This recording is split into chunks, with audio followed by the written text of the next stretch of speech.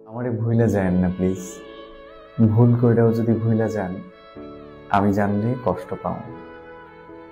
জীবনে কত অপ্রয়োজনীয় জিনিসই তো আমরা মনে রাইখা দিই।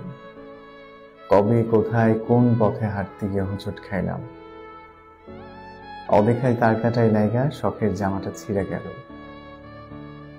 লোকাল বাসে ওঠার সময় না দেখা কেউ একজন হাতটা ধইরা টাইনা তুলল।